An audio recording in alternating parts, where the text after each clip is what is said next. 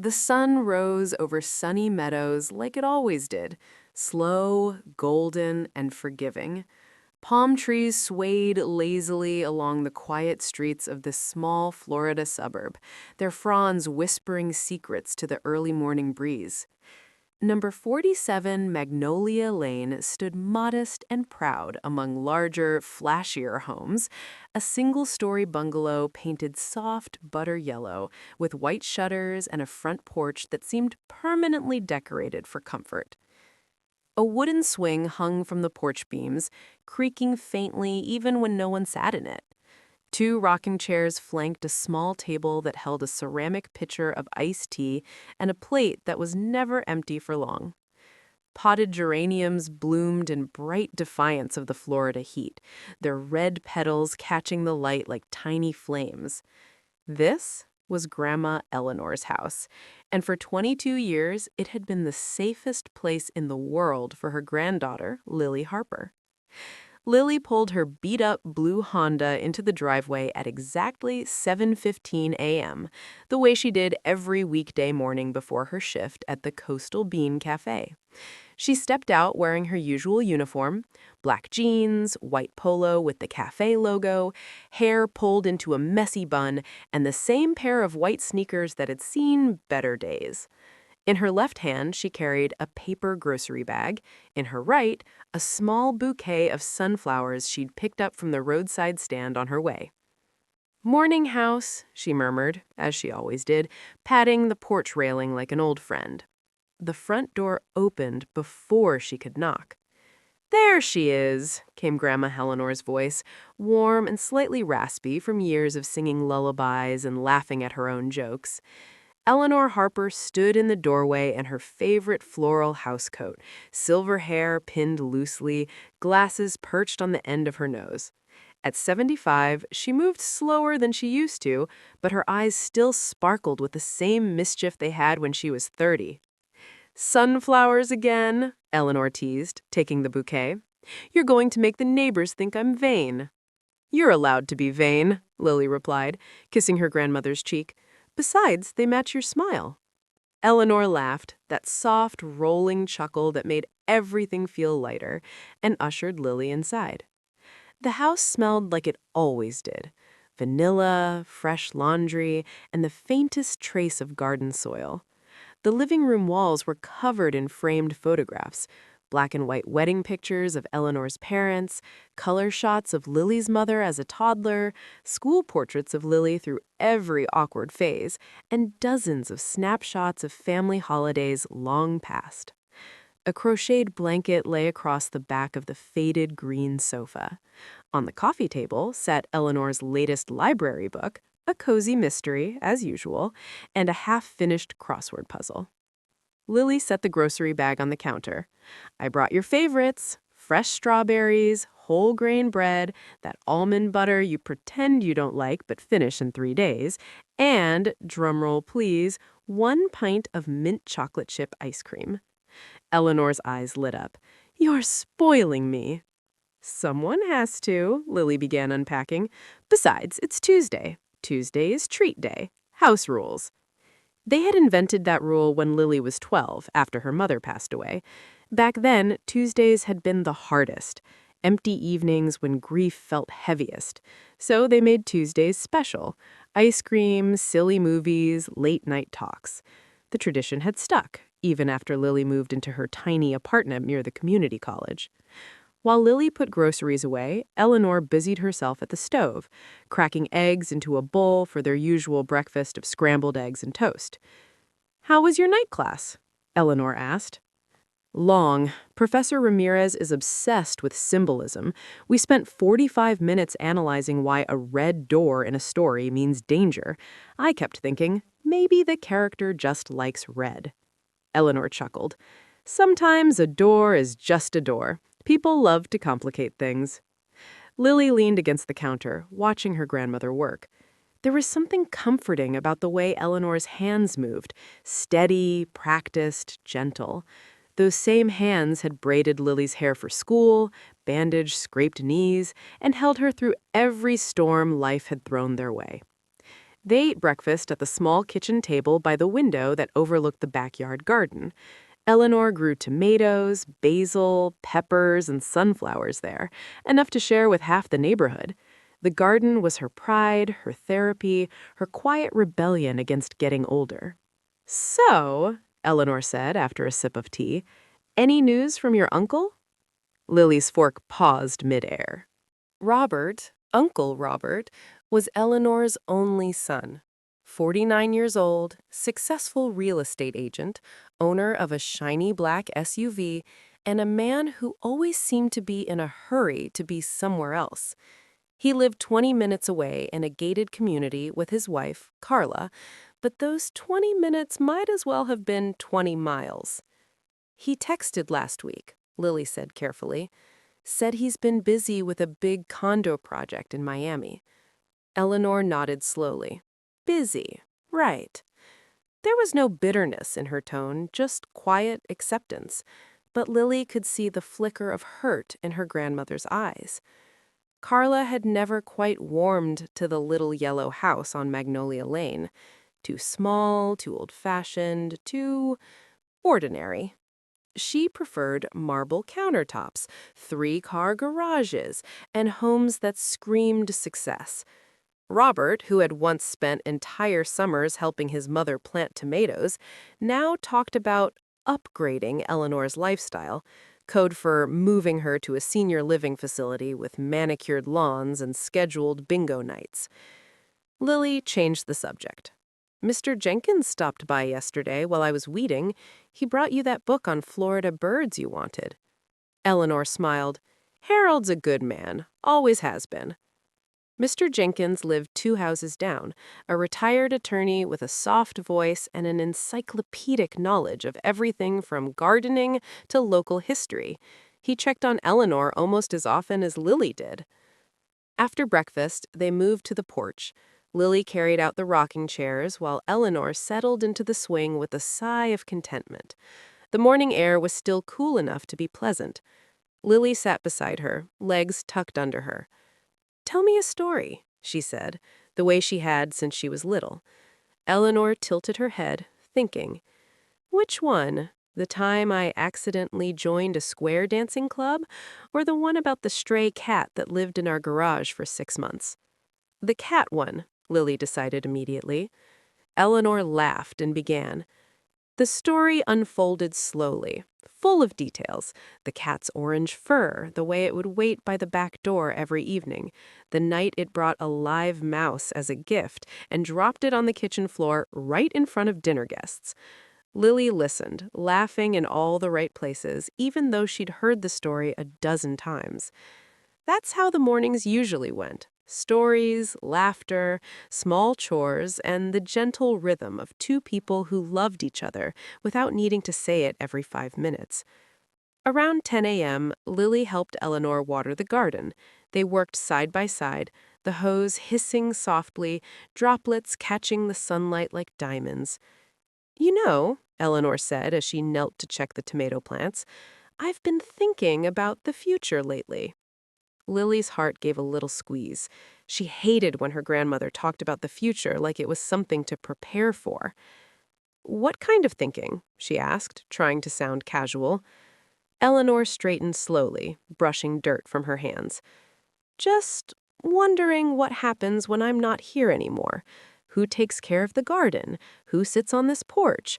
Who remembers the stories?" Lily swallowed hard. "I'll remember them," she said quietly, "and I'll take care of the garden, promise." Eleanor looked at her for a long moment, eyes soft. "I know you will, sweetheart. You're the only one who ever really listened." They finished watering in silence, the weight of unspoken things settling between them like morning mist. Later, while Lily swept the porch, Eleanor disappeared into the house for a few minutes.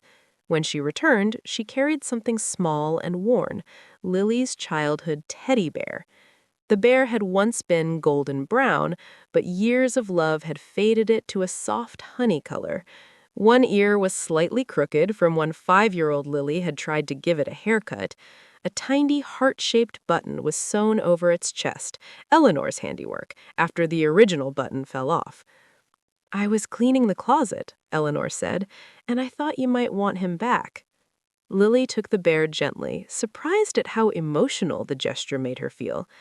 "I haven't seen him in years," she whispered. "I thought he was gone." "He was waiting," Eleanor replied simply. "Sometimes the best things hide for a while." Lily hugged the bear to her chest, then hugged her grandmother even tighter. "Thank you," she said into Eleanor's shoulder. Eleanor patted her back. "You're welcome, my girl." They stayed like that for a long moment, the porch swing creaking softly behind them. Around noon, Lily had to leave for her shift.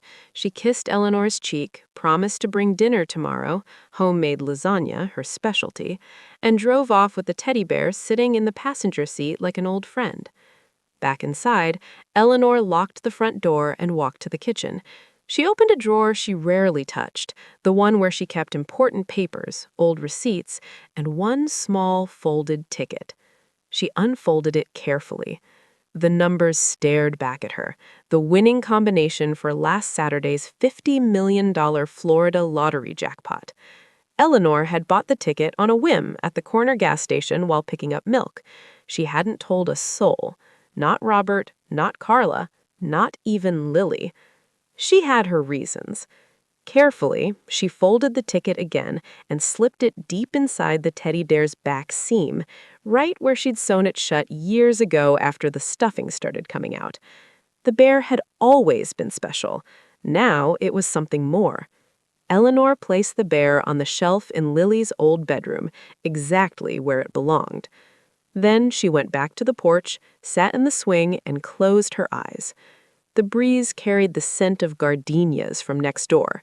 She smiled to herself. Sometimes, she thought, the best lessons aren't taught with words. Sometimes they're hidden inside the things we love most. And sometimes they wait for the right moment to be found. She rocked gently, listening to the neighborhood sounds, children laughing down the street, a lawnmower in the distance, birds calling from the palms. Life in Sunny Meadows moved slowly, but change, Eleanor knew, was already on its way. She just hoped the people she loved would recognize it when it arrived. The days after that quiet Tuesday morning carried on with their familiar rhythm, but something felt subtly different in the little yellow house on Magnolia Lane. The air seemed thicker, as if the walls themselves were holding their breath, waiting for the next chapter to begin. Lily arrived earlier than usual the following Saturday, around 8 a.m., carrying two large canvas bags.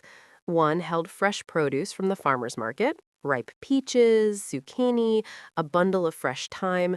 The other contained cleaning supplies and a small toolbox she'd borrowed from her neighbor, determined to fix the squeaky back screen door that had annoyed Grandma for months. She found Eleanor already in the garden, wearing her wide-brimmed straw hat and kneeling beside the tomato plants. A small basket rested at her side, half filled with bright red fruit. "Caught you stealing from your own garden again," Lily teased, setting the bags down on the patio table. Eleanor looked up, cheeks flushed from the sun. "These are the early ones, too good to leave on the vine." Lily knelt beside her, helping pick the remaining ripe tomatoes. Their fingers brushed occasionally, warm, familiar, comforting. After the harvest, they moved inside. Lily insisted on making breakfast this time, peach pancakes with a drizzle of maple syrup and a side of scrambled eggs. Eleanor sat at the table, watching, her hands folded, a soft smile playing on her lips. "You've gotten good at this," she observed. "Years of watching you, plus YouTube tutorials when I burn things." They ate slowly, savoring each bite. Conversation drifted from the weather, unseasonably mild for mid-January, to Lily's upcoming midterms, then circled back to the house itself. "I was thinking," Eleanor began carefully, "about that loose floorboard in the hallway, the one by the linen closet." Lily raised an eyebrow. "The one that's been creaking since I was 10? "That's the one. Maybe we should finally fix it before someone trips." Lily nodded. "I brought the toolbox. We can do it after breakfast." But the floorboard would have to wait, because at 10:37 a.m., the doorbell rang. Lily opened the door to find Uncle Robert standing there in a crisp polo shirt and khakis, sunglasses perched on his head like a crown. Behind him stood Carla, blonde hair perfectly blown out, designer handbag slung over one arm, expression polite but distant. "Surprise visit," Robert announced, stepping inside without waiting for an invitation. "Thought we'd check on Mom." Carla followed, heels clicking on the hardwood floor.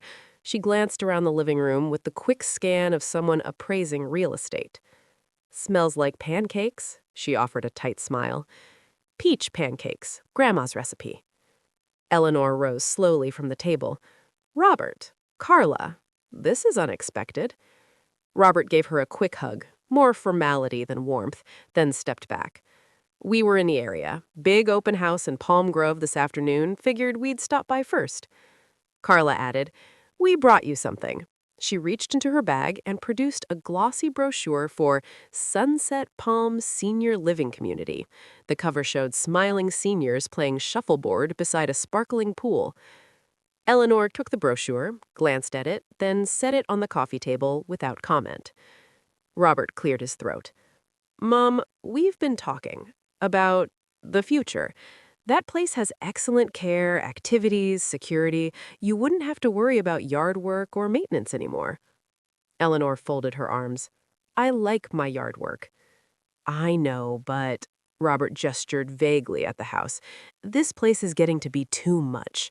The roof needs replacing soon, plumbing's old, and stairs, well, there aren't many, but still." Lily watched the exchange, stomach tightening. She had heard versions of this conversation before, always brushed aside, but today Robert seemed more determined. Carla chimed in. "We could sell this house, get you a nice nest egg, and you'd live comfortably. No more worrying about bills." Eleanor's voice remained calm. "I've never worried about bills, Carla. The house is paid off, the garden feeds me, and Lily helps with everything else." Robert sighed. "We're just trying to look out for you." Lily couldn't stay quiet anymore. "Grandma is happy here. She's not ready to leave." Robert turned to her. "Lily, sweetheart, this isn't your decision." "It's not yours either. It's hers." An uncomfortable silence settled over the room. Eleanor broke it. "Why don't we all sit down, have some coffee, talk properly?" They moved to the living room. Robert and Carla took the sofa. Lily sat in one rocking chair, Eleanor in the other. Robert leaned forward, elbows on knees. "Mom, I know you love this house. I grew up here too. But things change. I've got contacts. I can get top dollar. You could move somewhere safe, modern. We'd visit more." Eleanor looked at him for a long moment. "You used to visit more when you were young, remember? Every weekend you'd help me plant marigolds. You'd come running in after school, tell me about your day while I made lemonade." Robert shifted uncomfortably. "I remember."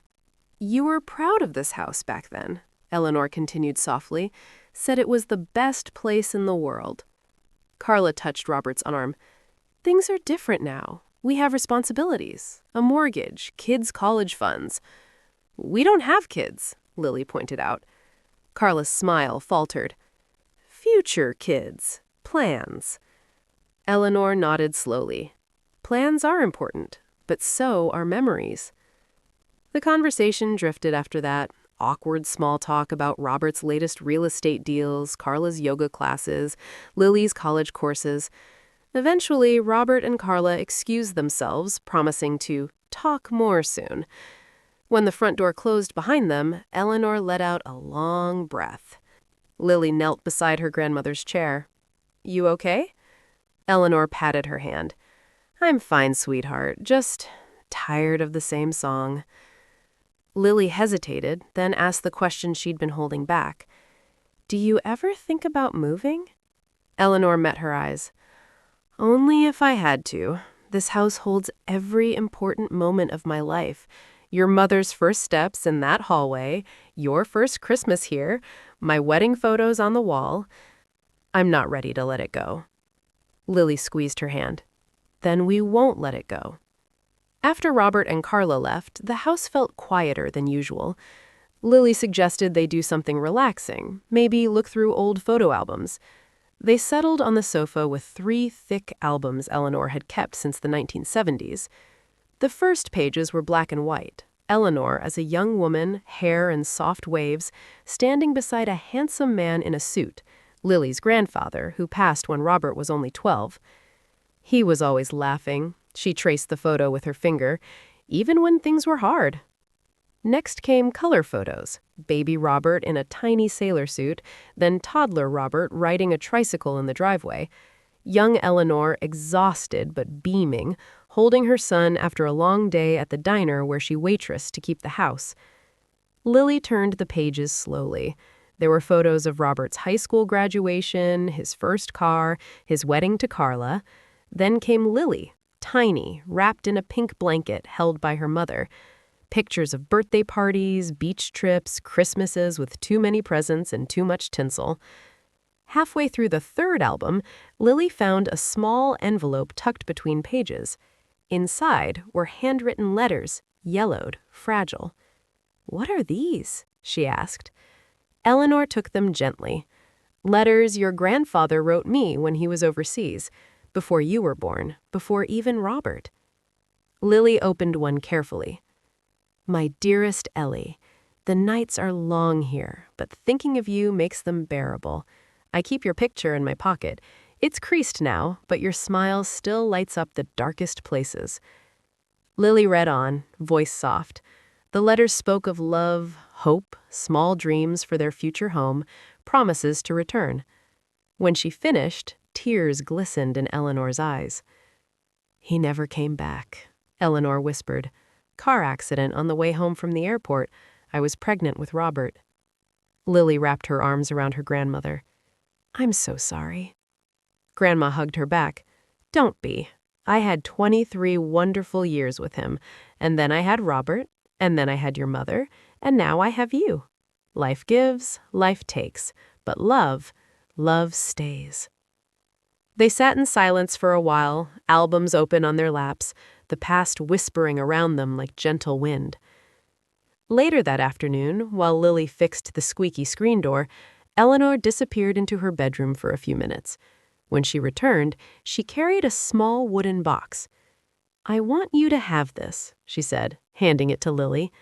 Inside were keepsakes, her wedding ring, after the diamond had been reset into a necklace years ago, a faded Valentine card from Grandpa, a tiny baby bracelet that had been Lily's mother's, and, tucked at the bottom, the old teddy bear from the previous week. Lily looked up, confused. "You already gave me the bear." Eleanor smiled mysteriously. "Sometimes things need to be given twice, so you remember they're yours." Lily humped the box to her chest. "I'll take care of everything, promise." Eleanor touched her cheek. "I know you will." As evening fell, Lily helped prepare a simple dinner, grilled zucchini from the garden, fresh bread, and leftover peach pancakes for dessert. They ate on the porch as the sun dipped low, painting the sky in shades of pink and gold. Before Lily left, Eleanor pulled her into a long hug by the front door. "Thank you for today," Eleanor said, "for listening, for being here." Lily kissed her grandmother's forehead. "Always." Driving home that night, the teddy bear sat in the passenger seat again, the wooden box on the floorboard. Lily felt something shift inside her, a quiet certainty that whatever came next, they would face it together. But in the little yellow house, Eleanor stood alone in the hallway. She walked to the loose floorboard Robert had mentioned earlier. Kneeling slowly, she pried it up with a butter knife. Beneath the board lay a small metal tin, rusted at the edges but intact. Inside was one more thing she hadn't shown anyone: the original lottery ticket receipt, dated the day she won. She stared at it for a long moment. Then she closed the tin, replaced the floorboard, and stood. "Time will tell," she whispered to the empty house. Outside, the palm trees rustled. Somewhere in the distance, a train whistle sounded, long, low, carrying stories of its own. And in Sunny Meadows, the whispers of the past grew just a little louder. "Money changes people," he said gently. "Sometimes for the better, sometimes not. The question is, "Who do you want to be after this?" Lily looked out at the water. "I want to be like her." "Then start there." That evening, Lily began making plans. She researched community centers, scholarships, small business grants for single mothers in the area. She made lists. She cried a little. She laughed at herself for crying over spreadsheets. She also thought about Robert and Carla. She remembered the way Robert used to carry her on his shoulders when she was little, the way he taught her to ride a bike in the driveway, the way he cried at her high school graduation even though he tried to hide it. She remembered Carla bringing soup when Lily had the flu in 10th grade. The way Carla once spent an entire afternoon helping Lily pick out a prom dress, even though she complained the whole time about teenage taste. They weren't evil. They were just lost, chasing something that never quite filled the hole. On Wednesday, Robert showed up unannounced. He stood on the porch with a folder of realtor comps and a hopeful smile. "Just look at these numbers," he said. "We could clear almost $500,000 after fees. You'd have enough for a nice condo, tuition paid off, a new car." Lily invited him inside. They sat at the kitchen table. She poured him coffee. Then she said, "I'm not selling the house." Robert's face tightened. "Lily, but I'm not keeping everything either." He frowned. "What does that mean?" She took a deep breath. "Grandma left me something more than the house, something big. I'm going to use it the way she wanted, wisely, generously, and I want to include you, both of you." Robert stared. "What are you talking about?" She told him. Not the full amount at first, just enough to show she was serious, that there was a significant inheritance Grandma had hidden, intended for Lily because of the care she gave, but that Lily refused to keep it all to herself. Robert's face went through a dozen expressions: disbelief, confusion, suspicion, then something softer. "How much?" he finally asked, voice low. Lily told him the after-tax number. He sat back like someone had pushed him. Carla arrived 20 minutes later. Robert had texted her in a panic. She walked in, heels clicking, eyes wide. "Is this real?" she asked. Lily nodded. Carla looked around the kitchen as if seeing it for the first time. This whole time she had that kind of money? "She won the lottery," Lily said simply, "and she hid it because she wanted to see who we really were." Silence stretched. Robert rubbed his face. "I've been pushing to sell the house, thinking we needed the money, and she was sitting on this." Lily reached across the table and touched his hand. "You didn't know." "I should have known her better," he whispered. Carla's eyes filled. "I said terrible things about the house, about her being stubborn. I thought we were helping." Lily stood up. "Come with me." She led them to the hallway, knelt, and pried up the loose floorboard. She showed them the tin, the note, the photograph of her and Grandma on the swing. Robert read the note aloud, voice breaking at the last line. When he finished, no one spoke for a long time.